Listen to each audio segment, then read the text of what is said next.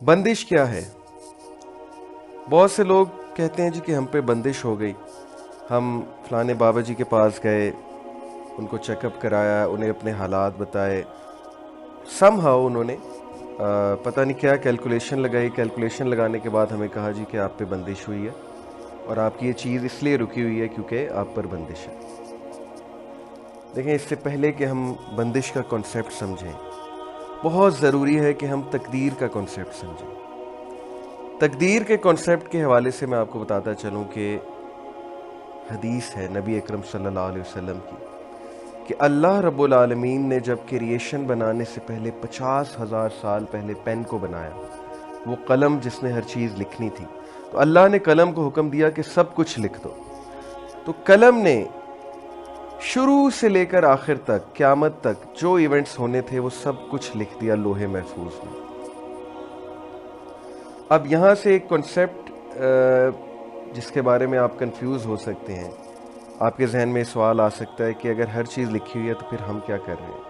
پھر تقدیر چینج ہونے والی جو حدیث ہے کہ دعا سے تقدیر چینج ہوتی ہے، صدقے سے تقدیر چینج ہوتی ہے، عمر بڑھتی ہے رشتہ داریاں نبھانے سے، صلہ رحمی کرنے سے، تو پھر اس حدیث کا کیا؟ تو یہاں پہ میں آپ کو بتاتا چلوں کہ لوح محفوظ بیسیکلی ماسٹر ریکارڈ ہے۔ لوح محفوظ میں ہر چیز لکھی ہوئی ہے، محفوظ ہے، یہ بھی لکھا ہوا ہے کہ یہ شخص دعا کرے گا اس موقع پہ، اس کی دعا سے تقدیر اس کی تبدیل ہوگی، یا یہ شخص یہ نیکی کرے گا یا یہ کام کرے گا جس کی وجہ سے اس کا رزق بڑھے گا یا رزق گھٹے گا، یا یہ شخص جو ہے کوئی رشتہ دار سے صلہ رحمی کرے گا، اس کی عمر بڑھے گی، وغیرہ وغیرہ۔ یہ ہر چیز لوح محفوظ میں لکھی ہوئی ہے۔ تو سمجھ لیجئے کہ لوح محفوظ بیسیکلی ماسٹر ریکارڈ ہے، اور اس کے بعد جو کچھ ہونا ہے انسان کے اعمال کی وجہ سے، انسان کی اپنی حرکتوں کی وجہ سے، وہ ایک الگ سٹوری ہے، لیکن وہ سب کچھ لوح محفوظ میں محفوظ ہے، لکھا ہوا ہے اللہ سبحانہ وتعالیٰ کے نالج کی بیس پہ۔ تو جب کوئی شخص یہ کلیم کرتا ہے جی کہ آپ پر بندش ہوئی ہے، تو آپ جانتے ہیں وہ کتنا بڑا کلیم کر رہا ہے۔ ان شارٹ وہ یہ کہنا چاہ رہا ہے کہ اصل میں آپ کو یہ چیز پہنچنی تھی، آپ کی تقدیر میں تھی، یہ رشتہ آپ کا ہونا تھا، یہ جاب آپ کو ملنی تھی، یہ کام آپ کا ہونا تھا، لیکن اس میں رکاوٹ آ گئی کسی جادوگر کی وجہ سے، یا کسی شخص کی وجہ سے، یا کسی کے انفلوئنس کی وجہ سے۔ آپ سوچ سکتے ہیں کتنا بڑا کلیم ہے۔ اللہ اکبر۔ میں آپ لوگوں کو حدیث سناتا ہوں، نبی اکرم صلی اللہ علیہ وسلم نے ابن عباس رضی اللہ عنہ، جو کہ ان کے چچا کے بیٹے تھے، ان کے کزن تھے لیکن عمر میں ان سے بہت چھوٹے تھے، نبی اکرم صلی اللہ علیہ وسلم نے ایک بار سفر کے موقع پہ ابن عباس رضی اللہ عنہ کے کندھے پہ ہاتھ رکھا اور کہا، یا غلام، o boy, I will teach you some words, میں تجھے کچھ الفاظ سکھاؤں گا، اتق اللہ، اللہ سے ڈر جا۔ پہلے الفاظ، اللہ سے ڈر جا، and Allah will take care of all your matters, اللہ تیرے تمام میٹرز کو اپنے ہاتھ میں لے لے گا۔ دوسری بات، جان لے کہ اگر اللہ نے تیرے لیے کچھ اچھا لکھا ہے تو پہنچ کے رہے گا، چاہے پوری کائنات جمع ہو جائے اس کو روکنے کے لیے، اور اگر اللہ نے تیرے حق میں کوئی شر، کوئی مصیبت، کوئی تکلیف لکھی ہے تو وہ بھی پہنچ کے رہے گی، چاہے پوری دنیا اس کو روکنے کے لیے جمع ہو جائے۔ The pen has written and the ink has dried۔ اللہ اکبر۔ قلم لکھ چکا اور انک ڈرائی ہو چکی۔ کیا پتہ لگتا ہے ہمیں اس حدیث سے؟ اللہ کی پاور، اللہ کی سپریم اتھارٹی، اللہ کی میجسٹی۔ جب اللہ نے کوئی چیز دینی ہے تو کس کی جرت ہے؟ کون ہے اس کو روکنے والا؟ جب اللہ نے کوئی تکلیف پہنچانی ہے، جب اللہ نے ہمیں ٹیسٹ کرنا ہے، کوئی ٹرائل آنا ہے ہم پہ، تو کس کی جرت ہے اس ٹیسٹ اور ٹرائل کو روک دے؟ صرف اللہ کی ڈسکریشن ہے۔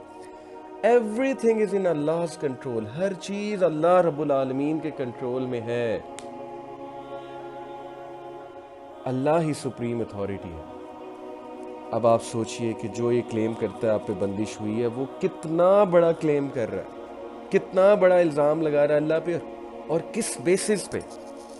اس کے پاس کیا ثبوت ہے آپ پہ بندش ہوئی ہے؟ اس نے کس طرح سے دیکھا کہ تقدیر میں آپ کو یہ چیز ملنے والی تھی لیکن یہ نہیں ملی؟ خدا را، یہ سب عقیدے کی کمزوری ہے۔ بندش کا کوئی کنسیپٹ شریعہ میں نہیں ہے، صرف انسان کے اپنے اعمال ہوتے ہیں، صرف انسان کی عقیدے میں اپنی خرابیاں ہوتی ہیں، اللہ رب العالمین پہ توکل کی کمی ہوتی ہے، جس کی وجہ سے اللہ انسان کو بار بار یاد دہانی کرانے کے لیے کچھ مشکلیں بھیجتا ہے۔ لیکن یہ یاد رکھیے کہ اگر اللہ نے آپ کو کچھ دینا ہے تو 100% پہنچ کے رہے گا۔ کوئی جادوگر، کوئی بھی آپ کا دشمن، کوئی آپ سے حسد کرنے والا اس کو روک ہی نہیں سکتا، سوال ہی نہیں پیدا ہوتا۔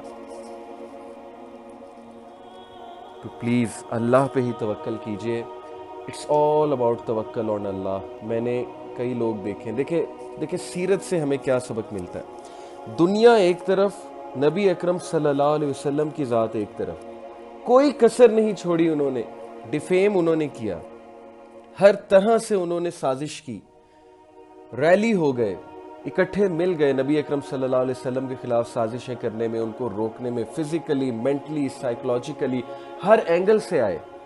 لیکن اینڈ میں جیت کس کی ہوئی؟ کیونکہ اللہ نے جب جیت دینی تھی تو پھر اللہ کے مقابلے میں کون کھڑا ہو سکتا ہے؟ تو پلیز اللہ سے حسن ظن رکھیے۔ جب بندہ یہ کہے، کوئی بھی بندہ، کہ آپ پہ بندش ہوئی ہے، اللہ اکبر، وہ انڈائریکٹلی آپ کو اللہ سے بدظن کر رہا ہے۔ وہ آپ کو یہ کہنا چاہ رہا ہے کہ آپ پہلی بات یہی سوچیں گے نا کہ میں تو اتنے ذکر اذکار کرتا ہوں، نماز پڑھتا ہوں، تہجد بھی پڑھتا ہوں، اس کے باوجود میرے ساتھ یہ کیوں ہوا؟ تو انڈائریکٹلی آپ کے تھاٹس کہاں جائیں گے؟ آپ یہ سوچیں گے کہ یار اللہ نے ایسا کیوں کیا، نعوذ باللہ من ذالک۔ بہت ظلم کرتے ہیں یہ لوگ جو کہتے ہیں کہ آپ پر بندش ہوئی ہے۔ اللہ پہ توکل رکھیے، اللہ رب العالمین سے دعا کیجئے، اور یہ یقین رکھیے کہ اللہ نے کچھ لکھا ہے تو پہنچ کے رہے گا۔ اس لیے کانفیڈنٹ رہیے، کانفیڈنس کے ساتھ آگے چلتے رہیں، دعا کرتے رہیں، اور مت گھبرائیں، مت ان ضعیف العقائد چیزوں میں پڑیں۔ یہ عقیدے کا ذوف ہے میرے نزدیک۔ ان چیزوں سے اجتناب کیجئے، اور اپنے گھر والوں کے ساتھ یہ میسیج ضرور شیئر کیجئے، کیونکہ بہت ضروری ہے۔ اس چھوٹے سے مائنڈ سیٹ کی وجہ سے زندگیاں تباہ ہو جاتی ہیں، اور ہم زندگی میں بہت پیچھے رہ جاتے ہیں۔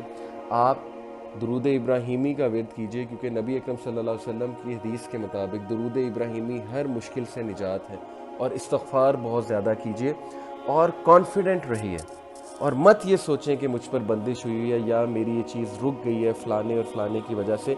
اللہ چاہے تو ہر چیز ہو سکتی ہے، اور اللہ نے کوئی چیز روکنی ہے تو وہ روک بھی دیں گے۔